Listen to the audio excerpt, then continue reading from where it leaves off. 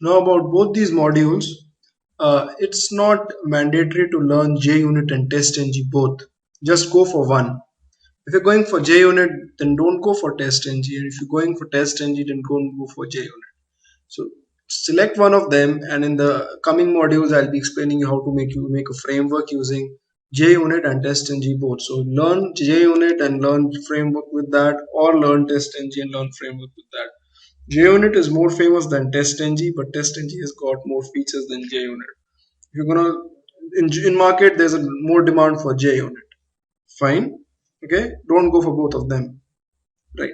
In this module, we'll be learning about the JUnit framework, and we will also be learning about the Java Ant. Ant is a different tool which is used to compile your programs and run them on command prompt. Firstly, we need to learn about JUnit framework. Now, there is what do you mean by a JUnit framework in Java, and why it is used, and what's the purpose for that? Okay, it's the controlling entity in your Selenium. For example, in your Selenium, suppose um, you have got 10 scripts running. Okay, wait a minute. Right. So suppose in Selenium, these are your scripts which are running. Okay, these are the reports which are getting generated. These are the reports, and out here, these are the Selenium scripts. Okay, along with it, some logging work is being done. Right, the log4j API, which we saw, the logging work is done. Along with that, we have a set of Excel files with us from which the data is being read. Okay, so you want that this script should be executed first, then this script, and sometimes this script you don't want it to execute, then this script you want to execute in the end. Now there has to be a controlling entity in between which controls everything. The controlling entity will read the data from the Excel file, will call the corresponding script and pass on the data to it from the Excel file, and will also generate the reports and also do the logging. So this controlling entity over here is the JUnit framework. Now, analogous to JUnit framework, there is another framework available in the market that is known as the TestNg framework. It's also very good, and it's better than the JUnit framework. Okay, but in the market, JUnit is more famous than TestNg. Right? Many people are going towards TestNg now, and it's they both of them, they do the same work. They are the controller entities. So in this course, it's not just about learning Selenium, as I had discussed in the module 1 as well. It's about learning all of this stuff, and today we'll start with the JUnit. Okay, in the next module we'll see TestNg. Now about JUnit, the first step is to actually, I'll make a project called module 8, and now from now onwards I'll write the name of the module, JUnit and Ant. Okay, now in this module we'll run some dummy tests around, and we'll see how to build test cases in Selenium. Right, now JUnit, it's not just restricted to Selenium. People use JUnit for white box testing as well.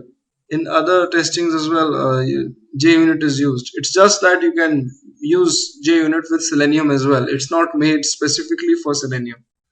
Right, inside the source folder, I'll create a new package. I'll name my package as test cases, and I will make my first JUnit test case. In this, I'll make a new class, and I'll name it first test case. Right, now this is my class, the first test case. Inside it, there, if I have to make it a JUnit class, inside it, if I want to write a test case, then I don't need to write a public static void main out here. Okay, all you need to do is you need to give the annotation @test, and on the next line write the method, any name, public void XYZ test. The only rule is that I'll come back. Oh, just a minute. First of all, you need to integrate the JUnit into your project. Integrating JUnit is similar to, like, we used to integrate the jar files, right, while we were reading the Excel files. Similarly, you need to add the JUnit library to this project. How do you do that? You move your mouse over this error test, and the fix would be add the JUnit 4 library to the build path. Okay, so you can click on this, and this JUnit 4 library will get added to the build path. Right now, it's over here. Right, JUnit.jar. Now, in this, two jars are present. Okay, so all the JUnit library has been associated with it, and this is an annotation. @test. This signifies that this method is my test case. So when I run this file, this method will be called automatically. And inside this test case, we will be writing our Selenium code. When we learn Selenium from module 9 and 10 onwards, we'll be writing the Selenium code inside this test. Okay. Now for time being, what I'll do is I'll just write system.out.println testing and application. Right. And I want to run this file. So you don't run this normally. You right click on it and select the option run as JUnit test.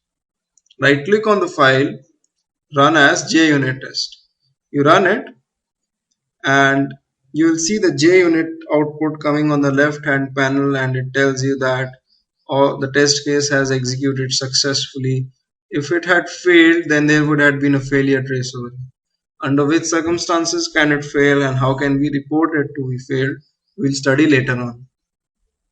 Okay, so this is a simple test case which I have written, XYZ test.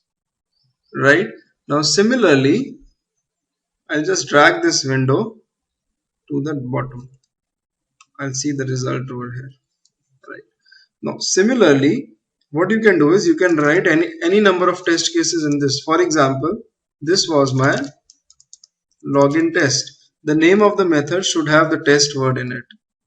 If I don't give the test word, and if I simply run it, right click, run as JUnit test, it will also print testing an app. It's printing. If you go to the result, it will work. But it's a good practice to have the test method, the test word inside every method, so that we can distinguish if I have written another method which is not a test method. So the test keyword can actually help us distinguish between the actual test methods and non-test methods. So it's a general convention in the industry that generally people write test in the end. Okay, so or in the beginning, whatever it is. So now this is my first test. Now another test can be like public void register test. Okay, now inside it I can write system.out.println registering a user, and when I run this first test.java again, run as JUnit test, then you will see testing an app gets printed and registering a user gets printed.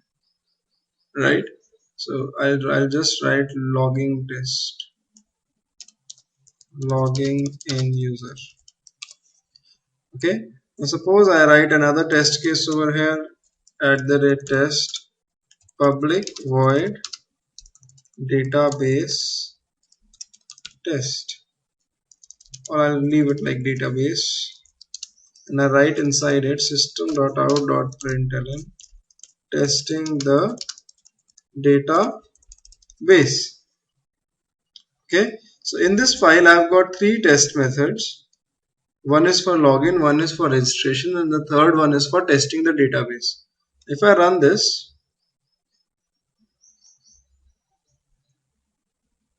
see, logging in user, registering a user, and testing a database. So it's printed serially. First this test gets executed, then this test, and then this test. Okay, now I can even remove this test keyword and execute.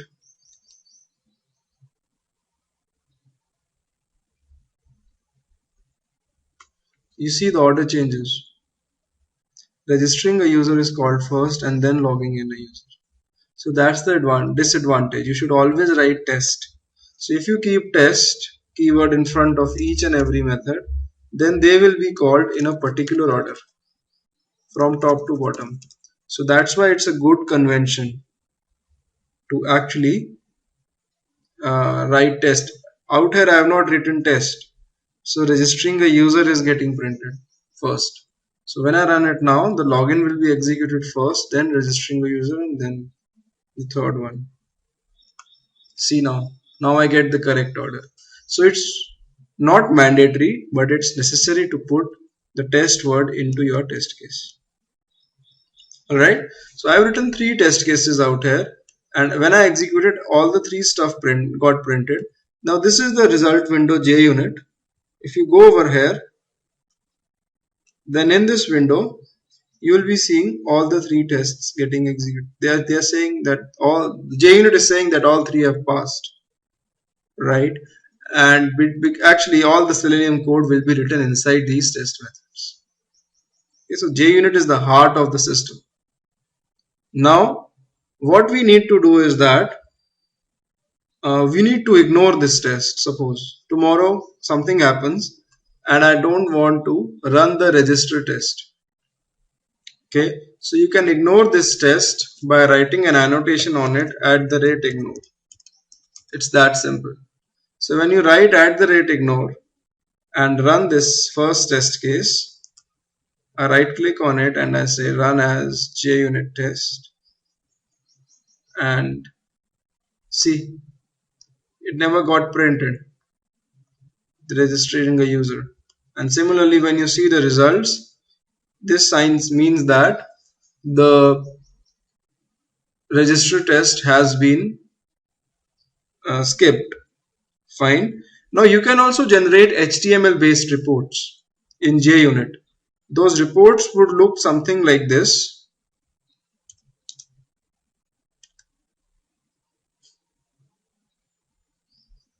Okay, but to generate these reports you need to run JUnit with ant.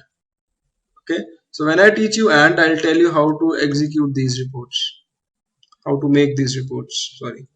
Right, now we seen that @test annotation means that this is a test case. @ignore means that ignore this test.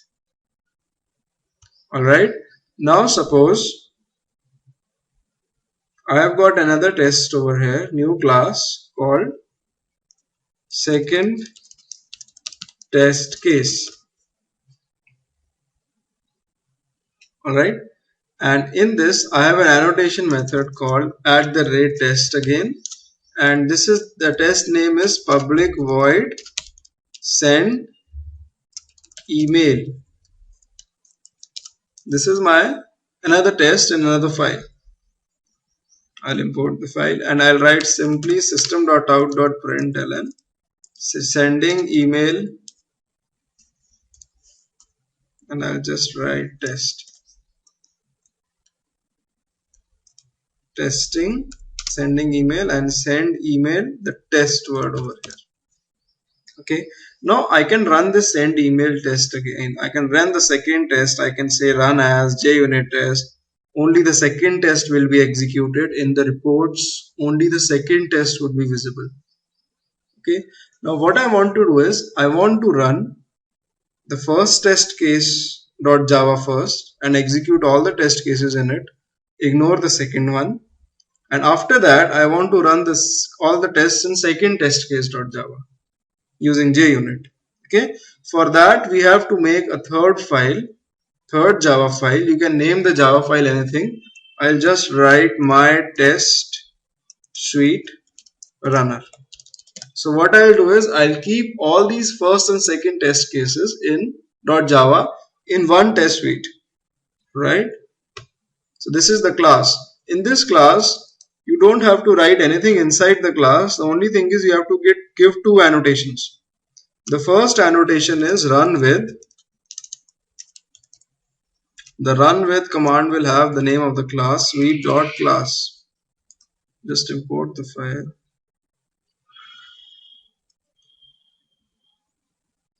Now suite.java is a file inside JUnit. You are saying that you have to run this class with that, and you have to specify the suite classes here.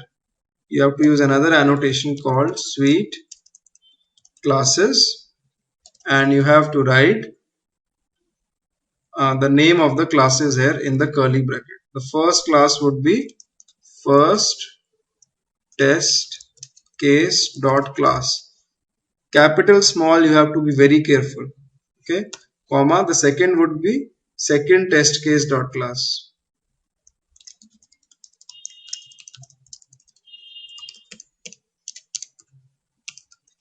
Okay, so you can import this. Fine. So this says that you can actually put both the classes as one test into one test suite and run the whole test suite. Both the classes would be executed. So all you have to do now is right click on this file and simply run as JUnit test. That's it. When you run this, both of them would be executed, and if you see the JUnit reports, then see test cases dot first test case got executed. Inside it, I'll just maximize this. Test cases dot first test case dot executed. Inside it, three methods got executed. Register skip got skipped, register test, and this thing over here just executed the send email test. Alright, fine. So that means I have run the whole thing in a batch. Okay, this is known as batch running or running it as a part of suite. Okay, generally what companies do, they write the classes like this, because you can have 50 classes, right? You cannot just separate comma and keep them in one line. So we keep on adding them in the new lines like this. Tomorrow if I have another class, I can just write like this, comma, then another class like this. Okay, so generally we keep the classes of one test suite in the same package. In the same package we keep the classes of the same test suite. Now coming back to first test case.java. So what we did till now was we created some test cases in two files and we actually batch run them. Okay, we executed them as a part of suite. Now I'll come to second test case. Let's take up second test case. Now we want that suppose something should happen before this test case, and we also want that something should happen after the test case. For example, I want before this test method is executed, a browser should be opened, and after this test case is over, the browser should close. So what we do is you make the method, the annotation methods at the rate before, okay, and give the name public void. I can give any name, XYZ ABC. I'll write open browser. No need of writing a test here. This is not a test. This is something which is happening before executing the test case at the rate before. Now similarly, you can write at the rate after over here. Okay, and you can write public void close browser, and in this after method you can write the code to close the browser using Selenium, and in this code you can write the code to before method, you can write the code to open the browser using Selenium. Okay, so I'll write inside it system.out.println opening the browser, and out here I'll write in close browser closing the browser.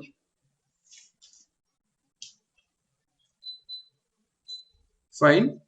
So now I'll run my second test case. I'll just run it individually.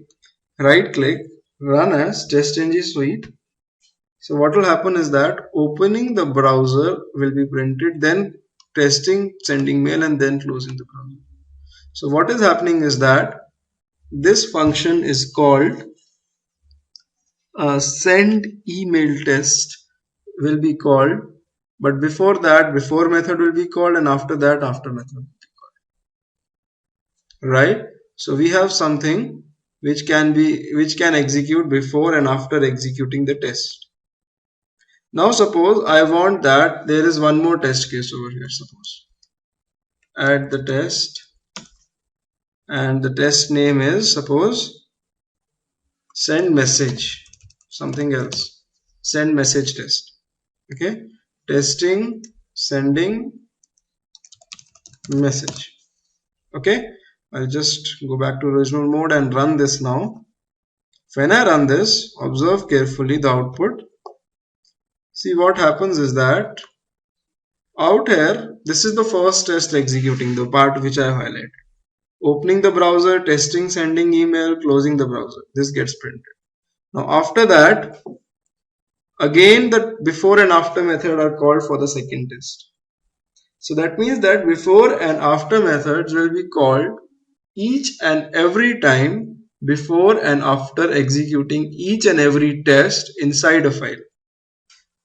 Okay, so I have a test called this, and I have a test this. Okay, so this test method, both these methods, before executing will call the before method, and after executing will call the after method, right? Now suppose there is a situation in which we don't want to do that. There can be a situation in which we want to do that. Okay, suppose I want to test both these tests on different browsers. Okay, I want to execute both these tests on different browsers, then before method will work. But if I want to do it on the same browser, then this will not work. Okay, so for making it, so I need an annotation method, okay, which should be called before actually executing all the tests and after executing all the tests of a file. So the order in which the annotation methods are called, this is a predefined order. You don't have any control over it. Fine. So I want an annotation method which is called before executing all the test cases and after executing all the test cases. It shouldn't be called before and executing each and every test. The chances for that, for using such a method is less, but yes, you can use that. You might use that because generally we just keep one test annotation method in one Java file. That's a general rule. People prefer that. Okay, but in case you are writing two and you want to execute something before executing both of them, okay, not one after the another, not like at the rate before, you can use the annotation method called at the rate before class. Now I'm going to talk about this before class now. So I'll write the method public static void beginning. It's not a test. I'll not write the test annotation here. I'll not write a test inside it. I'll write over here system.out.println beginning, and similarly the position of these annotation methods is not important. I can also write the annotation method after out here. The position, it doesn't matter. Okay, it doesn't matter. After is actually before, but it will not matter. Similarly, the after class method is present, after after class, and I will write over here ending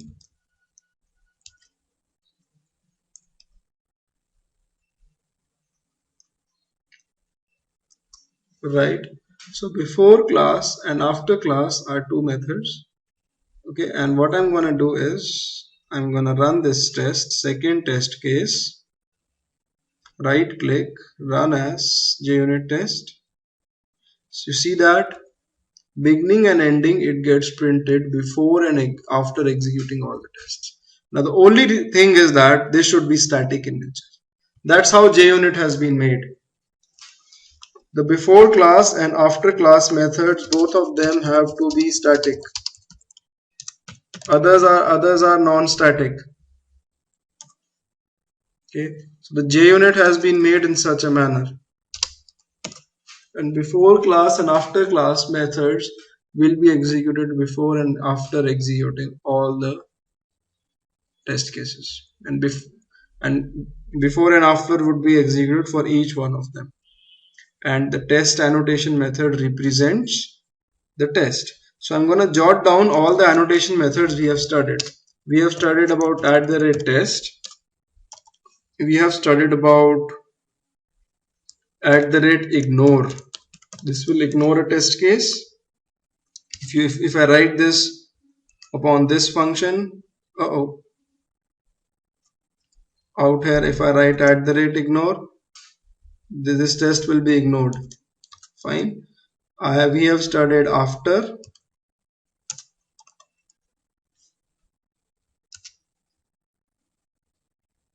We have studied before. We have studied before class. We have studied after class. Right? So now these are the annotation methods we have studied. There are one or two more annotation methods we will be studying. If you want to study more about them, you can go to Google and just type JUnit 4. These annotation methods, they actually came in JUnit 4. In JUnit 3, they were not there. You can write annotations and search. You'll get a lot of information on it. Okay. There is a seamless, endless information available on the net regarding the JUnit annotation methods. Okay. So now we have seen how to run a test case, how to run test cases in batch. And now suppose if I run this test case in a batch, you'll see that if you see the output, then this is the test case first test and this is the second test. So in order to run them in batch, you have to run the my test suite runner, and my test suite runner will actually hold which all classes to run. Okay, so we saw about running individual tests, we saw about running the tests in a batch, running number of Java files, we saw how to use the annotation methods, right? Now we'll see something known as assertions in JUnit. Okay, how do you use assertions in JUnit? Fine. Now before I actually come over to that, okay, I'll tell you the last thing, that is how to skip the test cases without using ignore.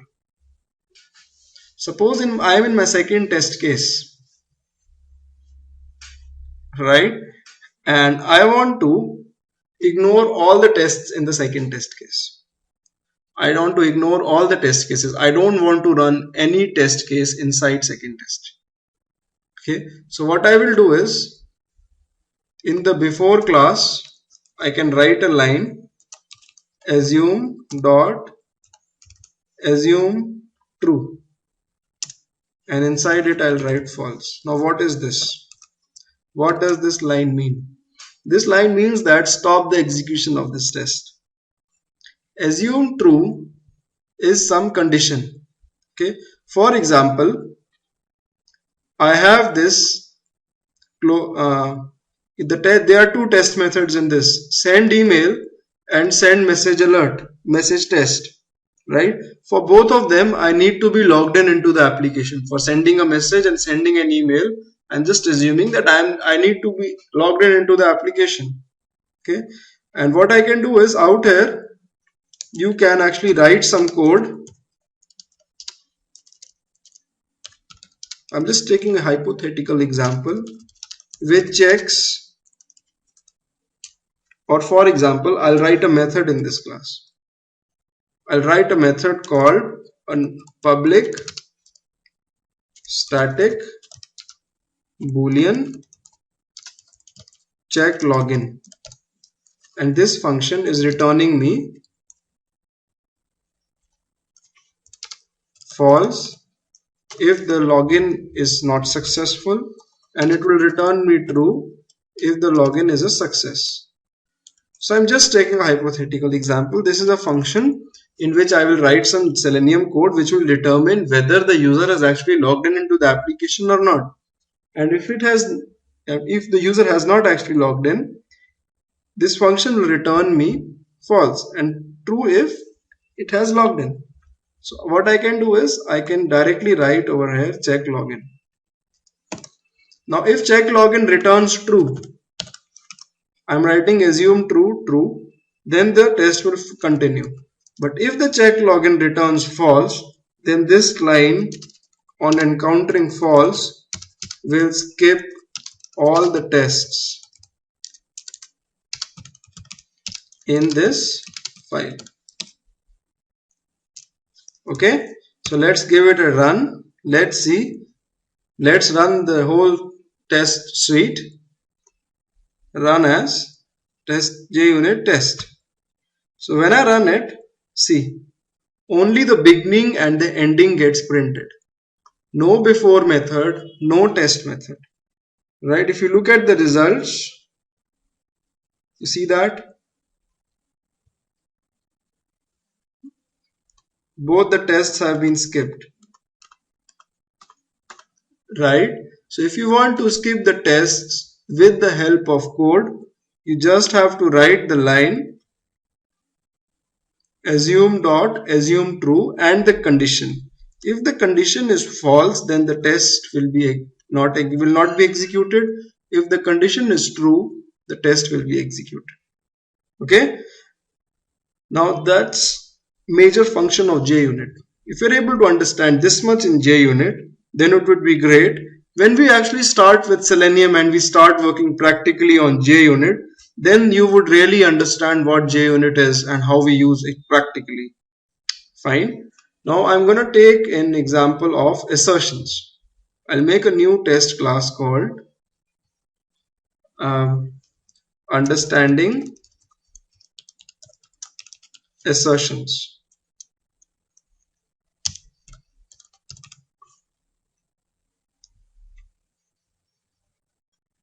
Fine.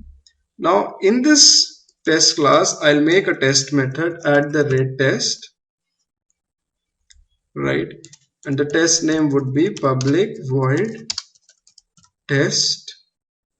Say I'm testing the friend list in my Facebook account. So in this test method, I have given the test word in the beginning. It doesn't matter. You just have to write the test word. It should be present in the name of the method. It's not mandatory as I told you, but it's important for the order to be there. Now in this method, I need to log in, and whatever I have to do, I log in into Facebook and I need to check whether the total number of friends in my friend list is equal to the actual number. Right? So suppose I have an integer called int actual total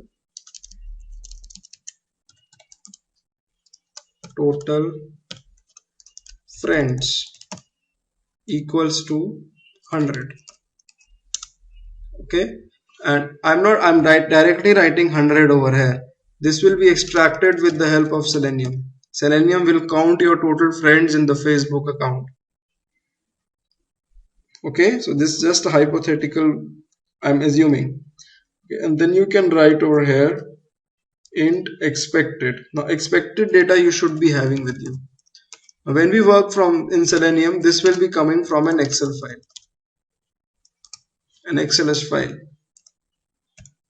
And we saw the code earlier how to read the XLS file, right?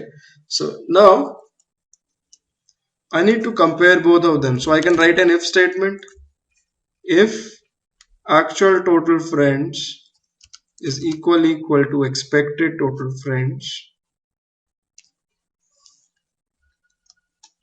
then system.out.println pass, okay, else system.out.println fail, and report the errors. I want this test case to fail in this case. Okay, so when I run this test case, I just give it a dummy run. Right click, run as test JUnit test. In it's printing pass. That means both of them are equal.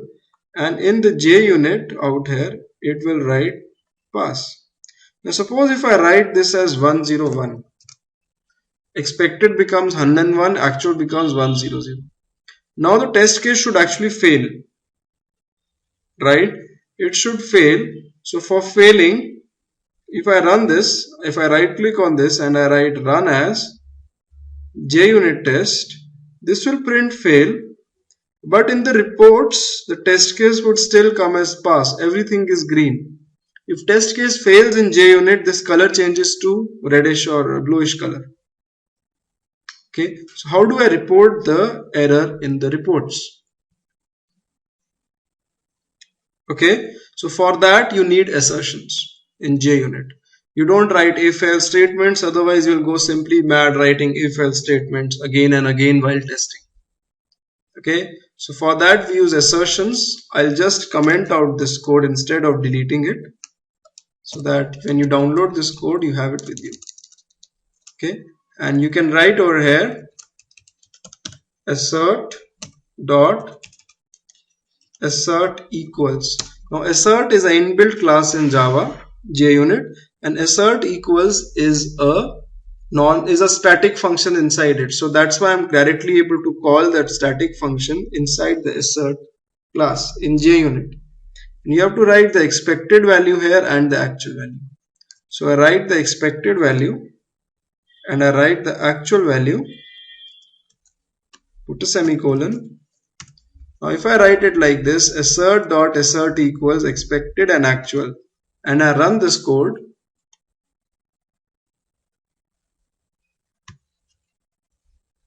this will report an error. You see that? Failure. Expected 101 but was 100. It's very small in size, right? And it also tells you the line on which the error comes. Understanding assertions Java :22, that means 22 is the line number. If I double click on this line number, then that line will be highlighted. Okay, and this line has the 22 row number. How do you know the row number in Eclipse? Out here down below, this is the row number 22. Colon is the column number. Colon 14 is the column number. So basically Eclipse is trying to tell you that on this line the error came, right? Okay, but there's a drawback of this assertion. Although it is reporting my error, the advantage is that I'm able to report the error into the results. Okay, I'm not talking about HTML results right now. We'll see that with AND when we learn AND at the end of this module. But I'm talking about normal reports present in Eclipse. It's able to report in that. Okay, but there's a drawback. The drawback is that if I write system.out.println A over here, and I write system.out.println B over here, and I run this program, right click, run as JUnit test, this just prints A. It prints A, the assertion fails, and the rest of the test is not executed. Now that's the problem. Getting my point? Right? Now had this test been a part of the whole test suite, in my test runner suite, I'll add this class in the very beginning.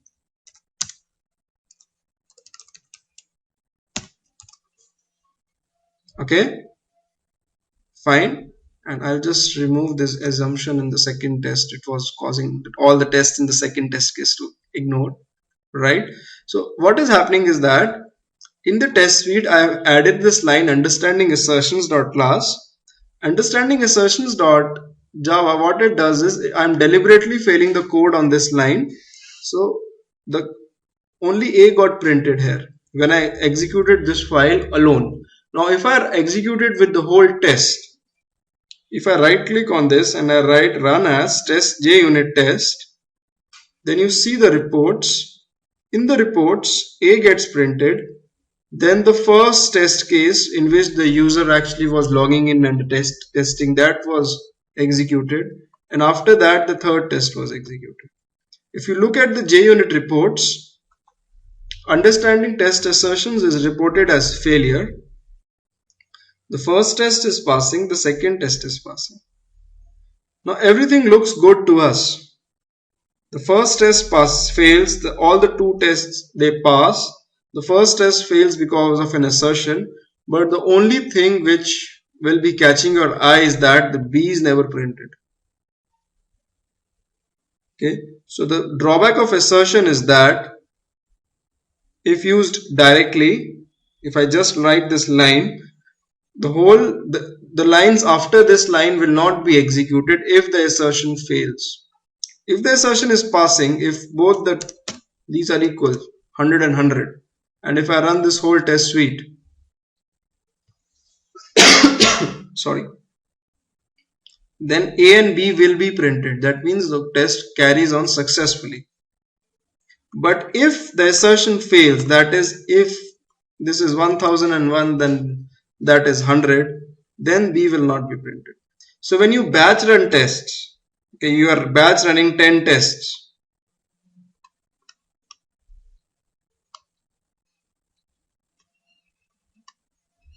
Okay, these are my 4 test cases which I am running. So the control goes like this. First this one gets executed, then this one, then this one, and then this one.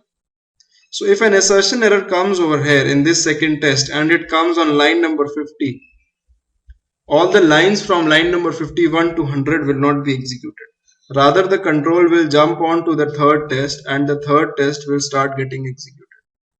And on the third test, if again an assertion error comes on certain line, that test will be reported a failure and the next test would be continued.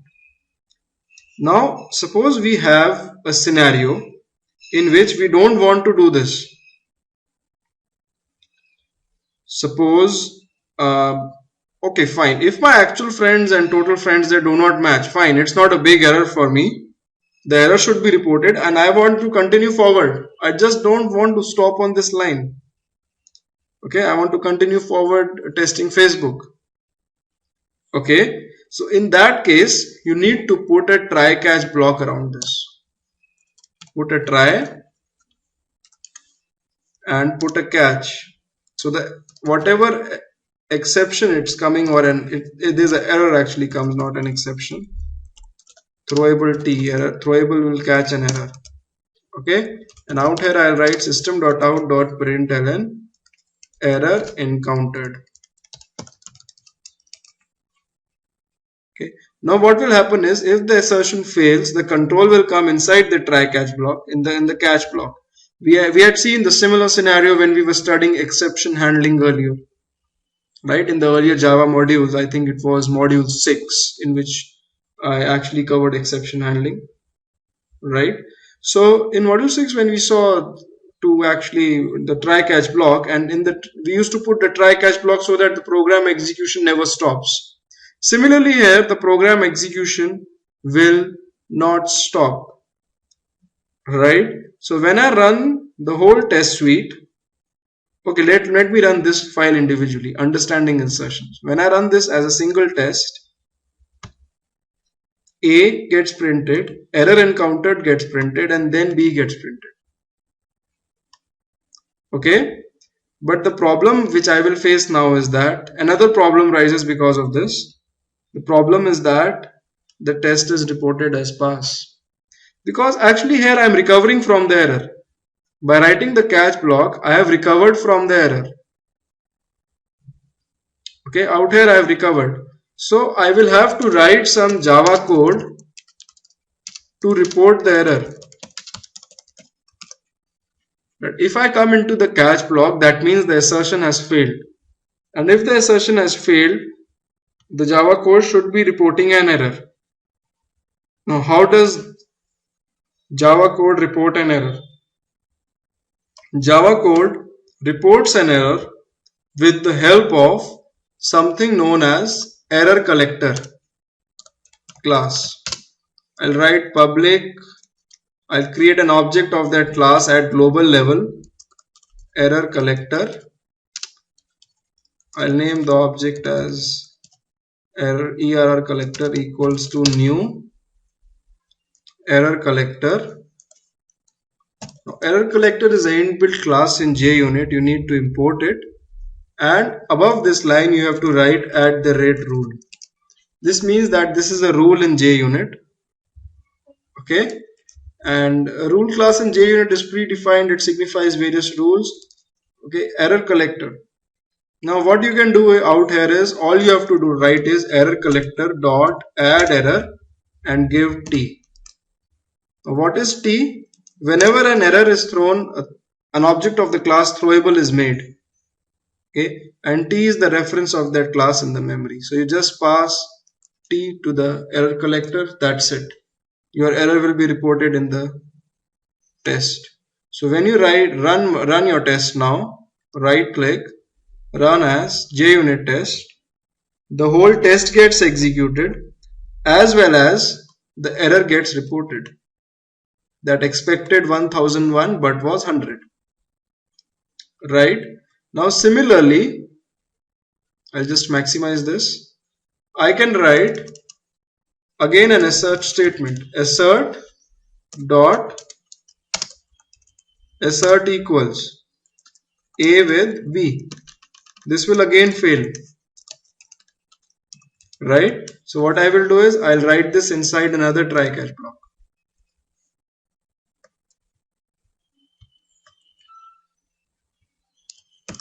Fine. I can write another try catch block,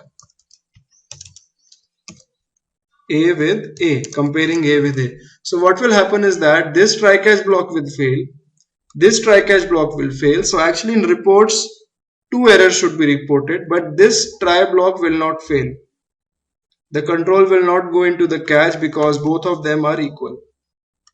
So when I run understanding assertions.java as a standalone file, run as JUnit test, so I'll get 2 errors.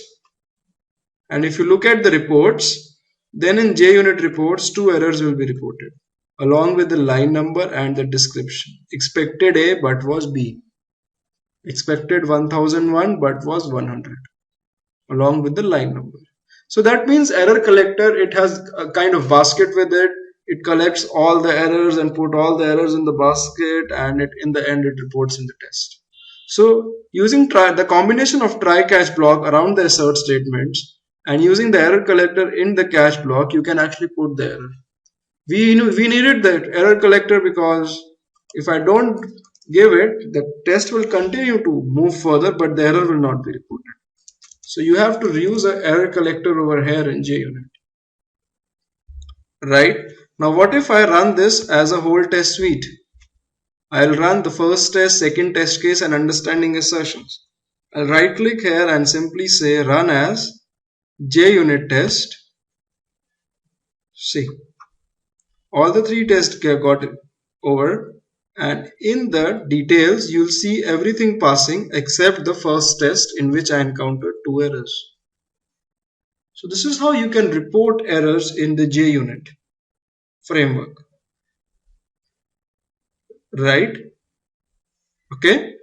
Now there are many advanced topics in JUnit as well, like suppose creating your custom runners and test listeners and blah blah. Right? So some people use that in Selenium while making a framework. Some people, they don't use that in Selenium while making a framework. So the next thing is that this is all about error collector and other stuff. The next thing which I'm going to talk about is parameterizing your test cases, and after that I'll talk about the custom runners and test listeners and all. Okay, so Till now we have studied how to run your single test case, how to ignore test cases, what are the various annotation methods in JUnit, and we have also studied the the assertions, how to use assertions in JUnit.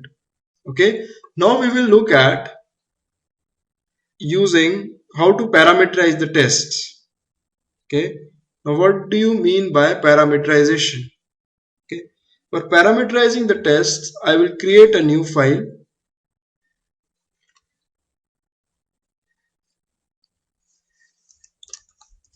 Parameterized test case .java. Okay, inside this I'll create a method called @test. The name of the method would be public void test login, right?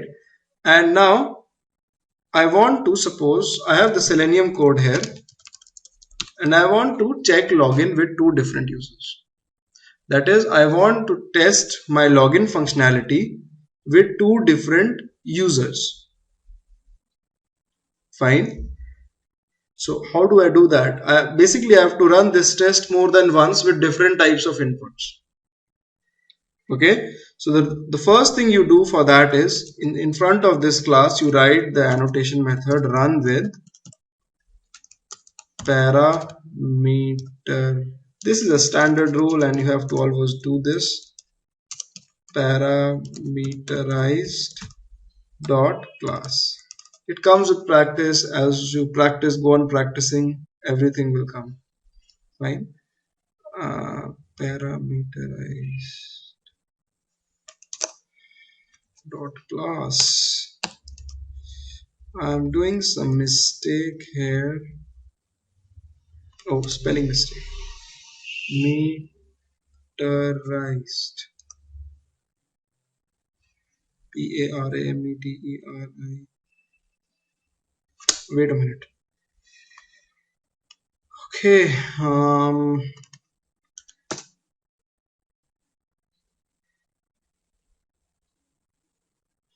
I'll just take an example from here. This is the one. I also don't remember everything. Right. There was a spelling mistake, nothing else.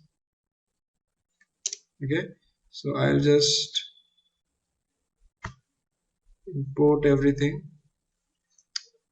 And I will also import parameterized class.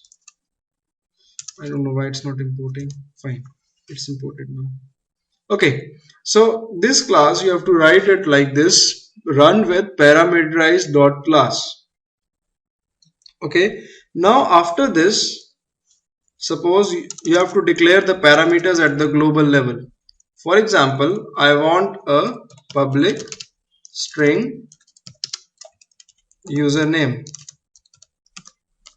Okay, or instead of this, suppose this is my register function. Why am I changing the name? I'll tell you in some time. Register. And another string called public string password. So I'm keeping two strings, usernames and passwords, and another string called public string or an int. I'm registering a user, so I'll need the pin code of the city. So suppose I'll just take one more, or just this much is okay. Fine. So I need a username, password, and a pin code here. Okay. Now inside this, I'll write the annotation method, or I will write the constructor of this class. So for parameterizing, first you have to write @run with, then you have to describe the parameters which you want to run this test case with again and again, and after that you need to write a constructor of this class and pass on the username, password,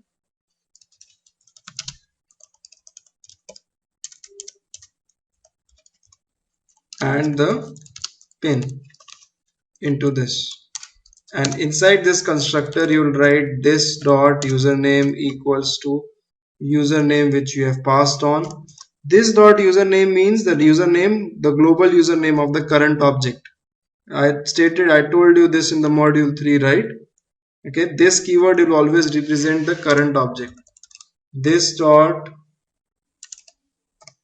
password equals to password. This username is this username, this password is this password, but this username is this username, and this password is this password. So I am equating the global parameter to the local parameter, but the thing is both of them have the same name, so that's why I'm writing this. And this dot pin equals to pin, right? The pin, oh, this should be int over here, int pin, right? So this is the second step. Third step, this is the first step. This global parameters declaration is the second step. Writing a constructor with the same number of parameters as the global parameters is the third step. And the fourth step, the last one, is to write a function with the annotation at the rate parameters. Okay, and I'll name this function public static void collection object data. I'll import this. Oh, not white. And now what is this? Many of you must be wondering, right? What is this collection? I remember I told you about collections API. I told you about array list and all, everything. Okay, I'm making a new Java file over here, a standalone Java file named as test.java. Okay, and inside it, collection I write. Now collection is similar to array list. Okay, you can write collection A equals to new array list. You will not get an error. What is there is that collection is an interface and array is the subclass which is implementing that interface. So similarly, you can write a dot add something, right? So you can keep on adding stuff to it. So it's not every time you can, it's an option with you. Either you write collection A equals to new array list or array list A equals to new array list. A is the reference of the interface collection, but array list is the child class. These all are inbuilt. You can write like this. Now similarly, what I'm writing over here is that I'm returning a collection object, okay, and that object will have object arrays inside it. Now how will I do that? Let me tell you. Just listen to this carefully. I'll make a two-dimensional object array, call it data, and name this function as get data. It looks more good. Data equals to new object array. Now number of rows and columns in this object array, you have to decide that. I want 2 rows. Number of rows would be equal to number of times you want to repeat the test.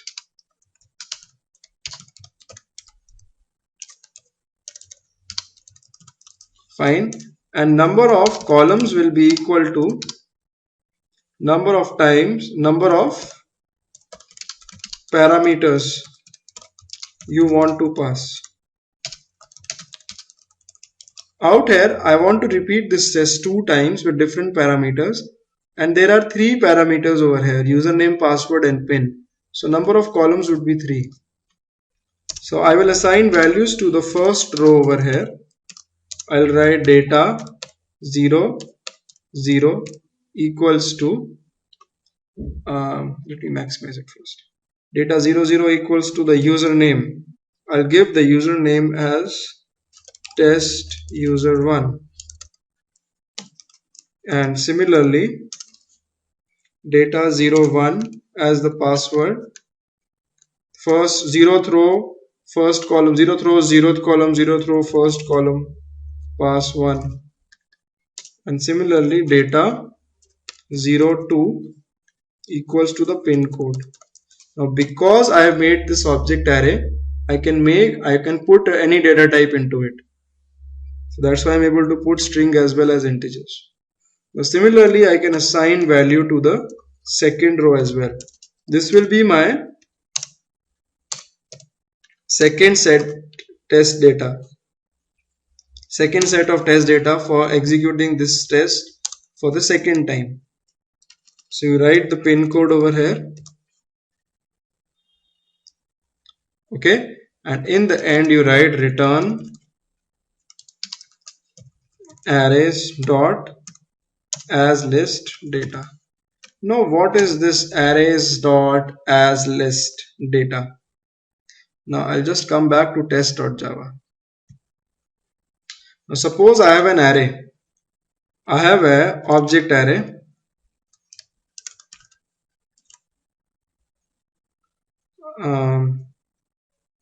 Two-dimensional object array. I'll just copy the whole object array here. Where's the object array? I'll just copy this into a normal function having public static void main. And out here I write arrays dot as list and data. So what as list function does is it will convert the whole object array into an array list. It will convert the whole object array into an array list. And how will this object array look like? It will look like this. In this case, the whole object array will be put in this array list. There will be two sections in this array list, 0 and 1, because there are two rows in this object array. In the first row, the first set of test data will be present in the 0th index of this array list. The first row will be present, and in the first index of this array list, the second row will be present. Okay, so as list function, it will convert the whole two-dimensional array into an array list and put the first row in the 0th position and the second row in the first position of the array list. See, it returns you a list as a return type. Fine. Okay, now that's it. That's all you need to do. Now how will Java come to know that? Suppose in this test register function I'll write system.out.println testing registration, and I write the username and I write the password and I write the pin code.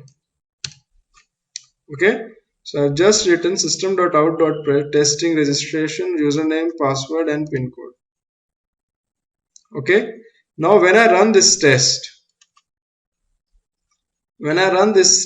individually, right click, run as JUnit test. This test, oh, there's a mistake. I should write 1 over here for the second row. This is the first row and this is the second row. Okay, my mistake, right? Right click, run as JUnit test. So you'll see this test method is being called twice with different sets of data. Now how is this happening behind the scenes? How I just declared that these are my test parameters, this is the constructor, and this is the parameters annotation method. That's it. Now how come this test is getting executed 2 times? That's the question, right? So that's done by JUnit. You don't have to worry. That's internal to JUnit. You just have to concentrate on your business logic, how to build a test case. Calling the test method again and again and reading the parameters, that's JUnit's headache. All you need to do is you need to provide these 4 steps completely, nothing to miss. Okay, define the parameters, make the constructor with same number of parameters, and in this get data function, make an object array. Number of rows should be number of times you want to execute the test. Number of columns should be same as number of parameters. That's it. Now tomorrow if I want to execute it 3 times, I can make 3 over here and add one more row.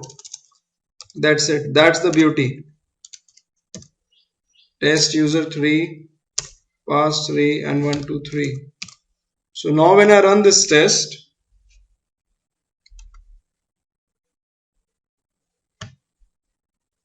you see again the same mistake, sorry. You should be 2, 2 and 2. Okay. Now when I run this, right click, run as JUnit test. You see that it gets executed 3 times. So that's how you parameterize your tests in JUnit. Okay. So till now we have studied about the annotation methods. We studied about assertions, using assertions in JUnit. Okay. And we studied about parameterizing the tests. I forgot to tell something you in assertions. There's one more assert method called as assert true. You give the error message here and you give the condition here. Suppose I give the condition 4 greater than 3. Okay, so assert true. Okay, it will print this error message if this condition fails. So out here while working with Selenium, you can put a condition like if the button is present, okay. If the button is not present, this assert method will fail. Out here the output should be of the type boolean. If the output is true, then this assert method will not fail. But if the output is false, then this will fail. Okay, we'll study about it when we actually study Selenium. So time being, just remember that assert true wants the condition to evaluate to true. Alright, so we studied about assertions, and in the end I just talked about parameterization, how to parameterize your tests. There are just 4 steps in this, just 4 steps. Okay, that's it. So now we'll study about test listeners and custom runners in JUnit. Although this is a very advanced topic, most of you won't be using this, but yes, in an interview you can ask about it. You can be asked. Okay, and after that JUnit will end. After test listeners and custom runners. If you want to study more about JUnit and see the Java docs and all, I have uploaded the Java docs of JUnit. About JUnit along with this project. Okay, so the Java docs for JUnit, I had kept them somewhere. No. Yeah. These are the Java docs of JUnit which I have uploaded. JUnit 4.8, which is the latest version. You can study about all the classes and all, and you should not remember everything, but yes, if you want to look at the Java API, what everything looks like, these are the Java docs. Now what are Java docs? They tell you about each and every class present inside JUnit. For example, we just talked about this class, error collector. It will tell you about error collector. Error collector rule allows you to execute a test to continue after the first problem is found. And it'll tell you about all the methods and everything in it. Okay, so you don't need to remember anything. The stuff which I've just taught you is more than enough to actually make a Selenium framework. As I told you, JUnit was not specifically made for Selenium, but you can use Selenium with it. It's used for white box testing. Okay, so it's basically a testing framework. Okay, now let's and the parameterization test case. Okay, that's it. Okay, so now I will tell you about the tool Ant. Ant can be used to actually make HTML reports and run your same project. Like I have the project module 8 JUnit Ant. I can run it through command prompt using Ant. How can I do it? I can go to the command prompt and I can write something over here in Ant, and I can actually execute the whole JUnit test cases from command prompt. Now this is helpful because sometimes you have to run your Selenium's tests through Unix servers. You have to deploy the test cases on the Unix servers and you have to run it over there. So for that you need the Ant build and deploy tool. Okay, so Ant is nothing, it's just a build and deploy and a tool which can actually help you to run your project on a command prompt or on a Unix based shell, right? So how do you do that? To do that, first of all, you need to download Ant onto your machine. You can download Ant by going to Google and typing download Ant. Okay, so you can go to this link, Apache Ant binary distributions, and download the latest version from here, Ant 1.8.2 bin.zip. Okay, after downloading, for example, in my MPC, I have kept the Ant over here. I extracted, this was the zip file which I downloaded, and I kept the zip file over here. Okay, I'll go inside it, the Ant, and I will copy the path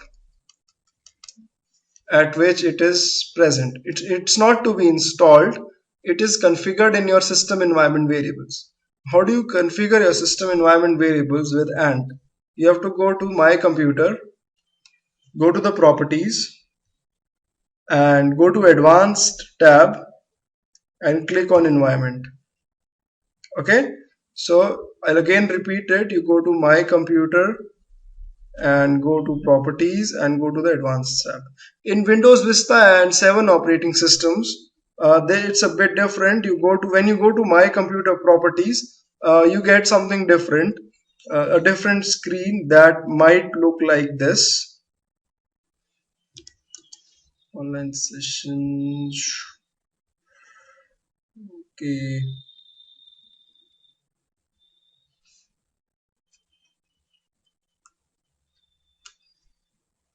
I had stored the screenshot.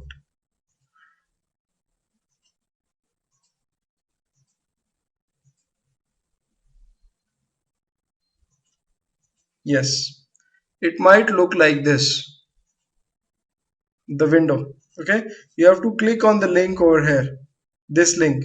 You see behind this small window there's a link called advanced written on the left hand side. Okay, I'll just highlight it inside paint. When you go to my computer properties, you get a page like this and you have to open this link, advanced, and the window like this will pop up in Windows 7 and Vista. Okay, now once you get a Windows like this, you have to go to the advanced tab of that window and click on environment variables. You add in the system variables, you have to add a new variable named as ant underscore home and the path as the path where your ant is present. Okay, I've already added in my PC, it's over here. Alright, now after that you have to go down and you have to edit a variable called path. Edit this and don't change anything between this. Your system might not function properly if you change this.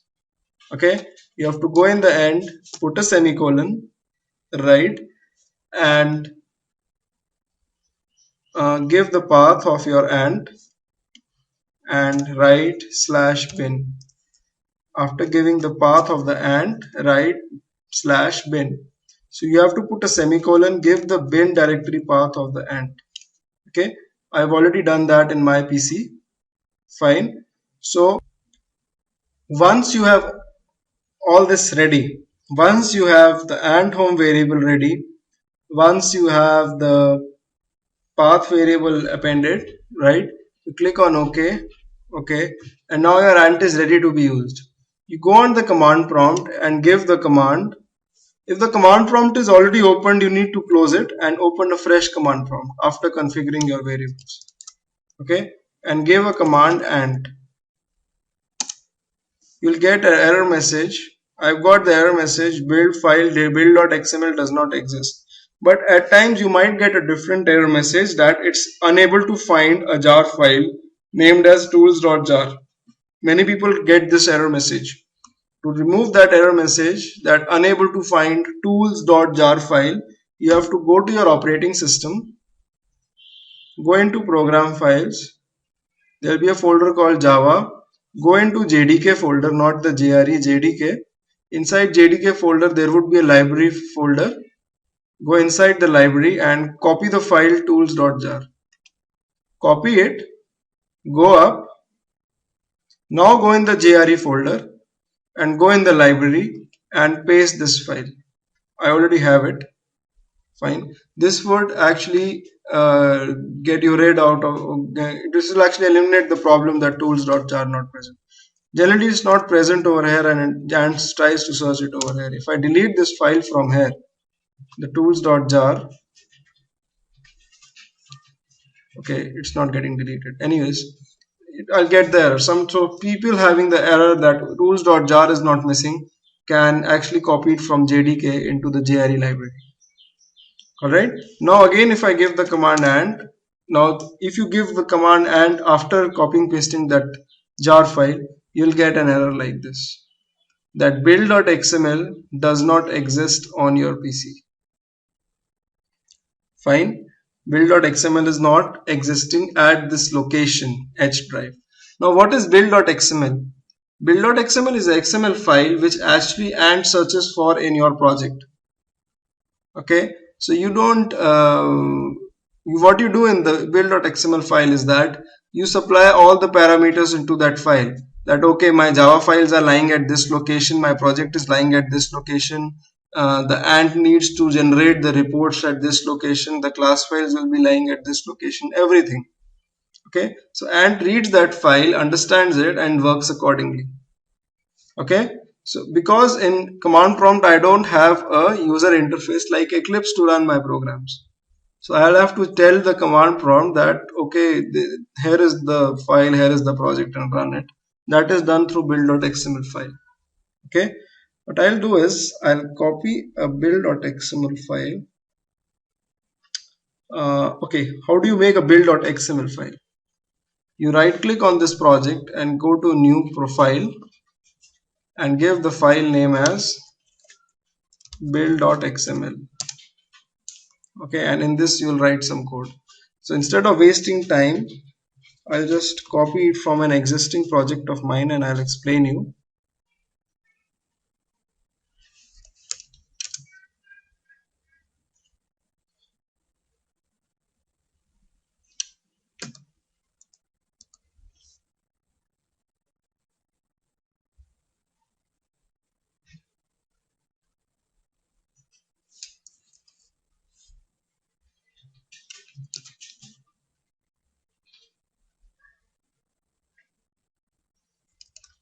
Okay, so here is build.xml. I'll copy it and I'll paste it in my project,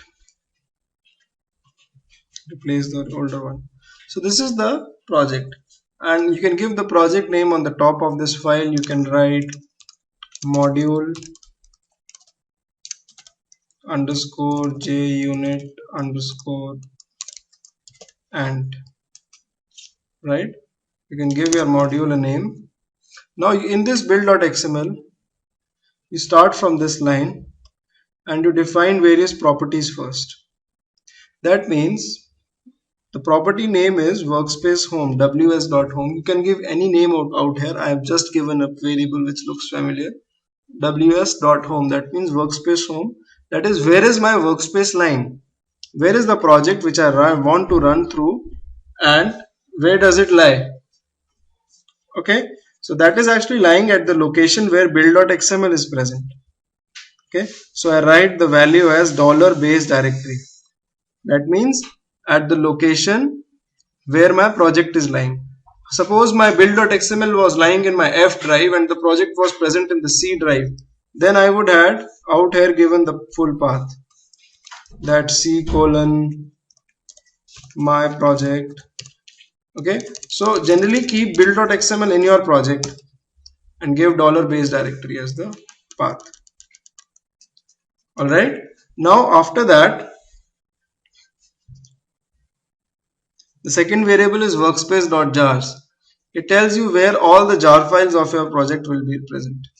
All the jar files, okay, which you will be requiring in the project, they are present in F drive inside the folder jar. So these are the jars folder. Okay, I've given you the link to download this, right? You can download it. Fine. Now test.destination. What happens is that when Eclipse compiles the programs, told you right when I was teaching you Java, when Eclipse compiles the programs, it keeps the jar file, the class files inside a folder called bin. Inside it, it will keep all the class files.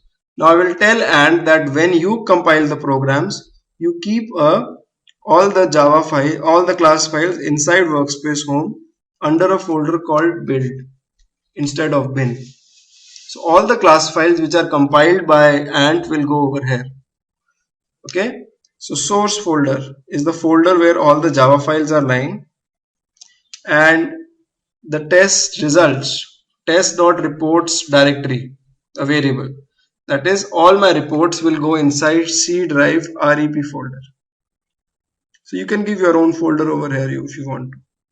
So all you need to do in this file is that you need to change these two paths according to your PC. That's it. Okay, now rest everything you need to know how this runs. You don't have to change anything in this file now after this. Okay, so the next thing is that you should understand about various targets present in this file. This is the first target called clean. Target name is clean. It says that delete the directory test.destination. Test.destination is the directory. This is the one. The where your all class files are present. That is, delete all the class files and the folder. Okay. The next target is that compile. The compile target, what it does is it tells you that okay, fine, if the test destination directory is existing, delete that directory, the same word as the delete target was doing. After that, echo the message making the directory. See, these are kind of Unix commands, right? Commands which you use in command prompt as well. And after that, make the directory, compile the program, and put all the class files over there in the build directory. Okay, so the compile program will actually generate all the class files and generate the folder build and through this make directory build, right? And it will put all the class files by compiling all the class files. Okay, now there in the end there is the most important target. This is the one. Target name is run. The run target will actually execute all your tests, and it executes all the tests by mentioning the jar files, that the jar files are present at this location. So you'll have to change this location as well, the place where your jar files are present. Okay, so I shouldn't be hard coding this. I'll correct it later on. You can just write over here the value of the variable f:jars, ws.jars. This is the variable. What I will do is, instead of putting it like this, you can tell it that pick it up from the variable. You write it like this. You access the variable like this in XML file, $workspace.jars. Okay, now this is the batch run property. This is the most important thing. Okay, you write it like this, that the reports have to be out to test.reports directory. That means after the batch run, I need to export it to C drive repository, test.reports directory.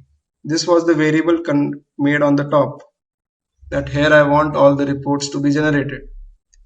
Fine. And I'll have to mention the names of all the files which I want to run. So I want to run the file in my test. I want to run first test case.class. So I'll write include name test cases slash first test case.class. And after that I want to run second test case.class. And after that I want to run parameterized test case.class. You can press F2 and you can just copy this name, F2 on the file. That means you want to copy the file name, parameterized test case, and in the end understanding assertions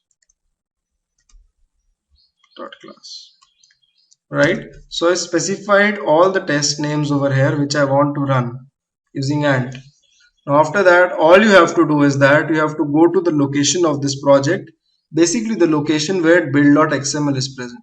This build.xml is present inside this project, and this project is present in this directory. You have to go on the command prompt, go to the directory and give the command and clean. So if the build directory is existing, it will clean it. Now if you give the command and compile, the target names, you have to write the target names over here, and clean is the target, compile is the target for compiling the project. When I write and compile, the whole project gets compiled, and if I right click on the project, if I go and right click and refresh on the project, I'll see a folder called build generated. This is because my target compile was making the directory called build, right? And inside this, it's placing all the class files of the corresponding projects. So these class files will be read by the run target, okay, through these 4 statements, and it will run all the test cases. I'll write over here and run. Okay, when I hit enter, everything starts running, and in the end build successful, you will get the message. And the reports directory, I had given the path as the report should be generated inside the C drive REP folder. You have to make sure that the REP folder is present, or any other folder whichever you want to create in whichever drive. REP folder, here are the HTML reports. Okay, you open index.html and you will see all the 4 test cases. These are the 4 classes which I actually executed. First test class had 2 test methods in it. Both of them they were passing, login test and database test. So these are the 2 ones. First test case is having login test, register test was ignored, it was not executed, and database test was executed. Fine. Okay, so if you see this is the output. If I want to see system.out.println inside this test, they are present here. See, logging in the user and testing the database. Right, so it's that simple using JUnit. See, logging in the user and testing the database. This was ignored, so this was not a part of the stuff which was printed. Okay, similarly, parameterized test case, it got executed 3 times with different tests, the test data, right? And the status is success. Second test case and understanding assertions. Now in assertions I have had deliberately failed the program, and this is how it has failed. And each test case would have its own system.out.printlns. Okay, these are the system.out.printlns in understanding assertions. So these are how reports are generated. They are generated automatically.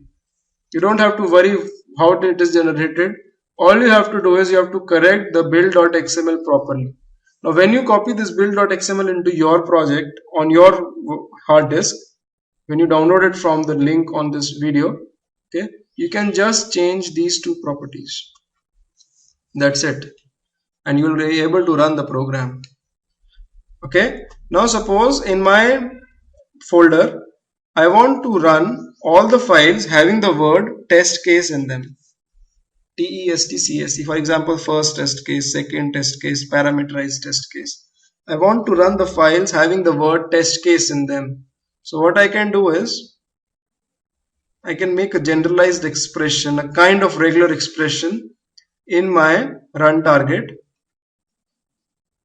I can write over here, I'll delete these 3 lines and write over here, include the name. Instead of package name, I'll write star and star test case star dot class. That means that any file having the word test case in it, just run that file using ant. Okay, now when I run it using ant, the reports will be generated again. You see the reports are being generated again, and if I look at the REP folder, reports folder, you'll see index.html, and you can open it with the Firefox browser, and you'll see just 3 test cases having the word first test case, parameterized test case, and second test case being executed. So these are the 3 classes which got executed. And in Java, in your Eclipse, this understanding assertions is not executed because it's not a part. That means it's not having the word test case, right? Now suppose I want to run everything as a part of test suite. I want to use my test suite runner. In Eclipse, I just used to right click on it and I used to say run as test suite. All the classes under this test suite used to execute. Now if I want to run this as a test suite, then in your build.xml, you can just mention the name of this file. That's it. You mention star over here, or you can also mention the package name.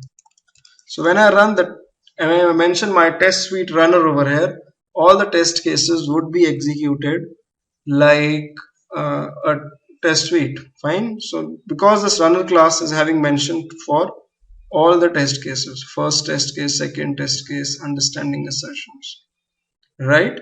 So when I run this using command prompt, when I go to command prompt and give the command and run,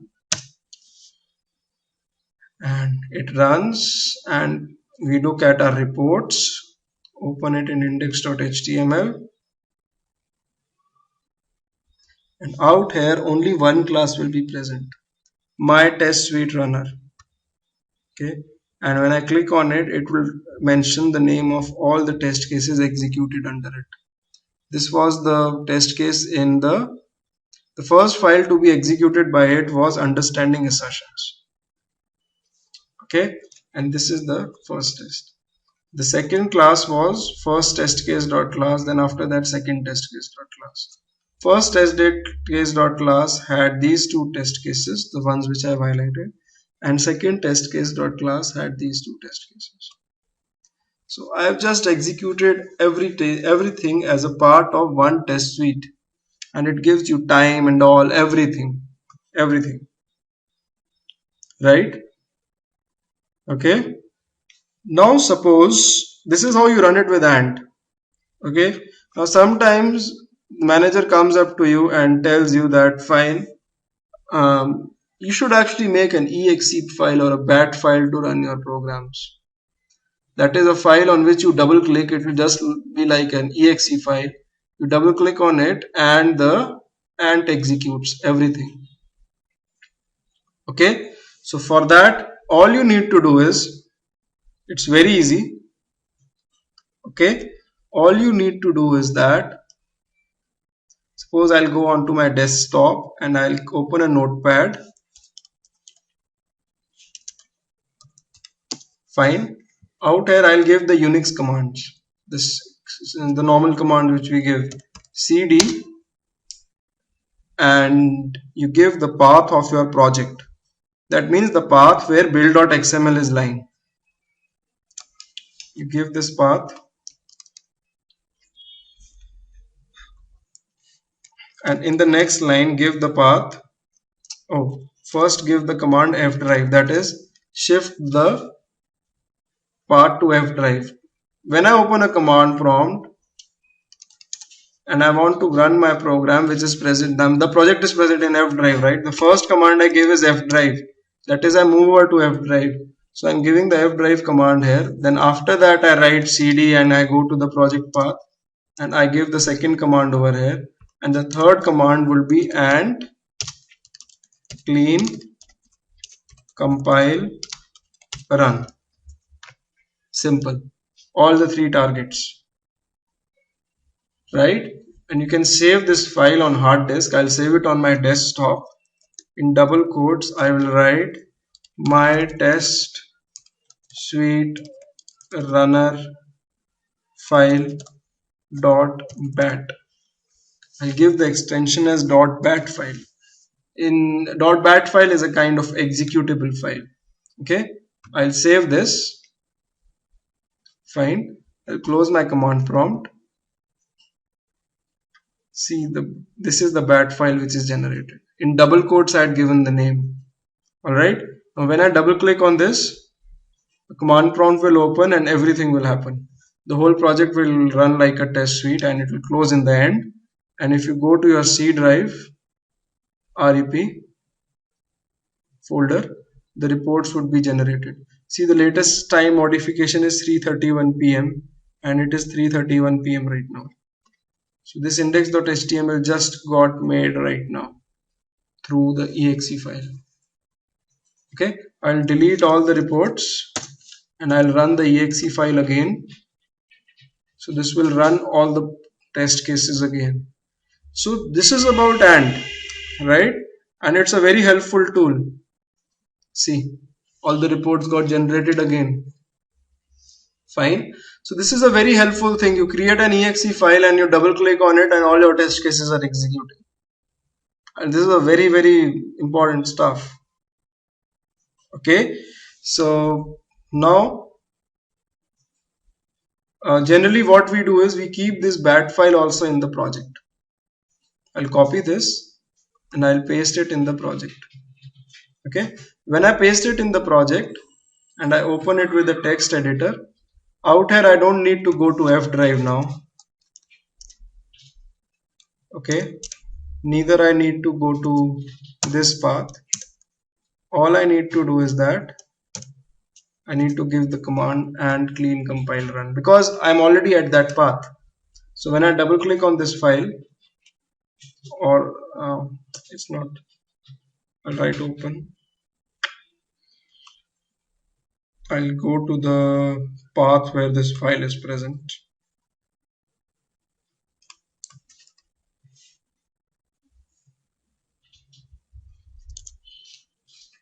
When I double click on it, again the same thing happens. That's it. Only one line, and clean compile run, and save it as a .bat file. How do you save it as a .bat file? You open a notepad, write something, save it, and in double quotes you write the name. Okay, so this is a general principle of Windows. In double quotes, had I written xyz.doc, this would have created a Word document on the desktop. It's a general rule in Windows. Okay, fine. So that's it. That's about JUnit and ANT. Now the only thing is that you either learn TestNg or you learn JUnit, as I had explained to you in the beginning of this video. Fine. So it's completely up to you. Thank you.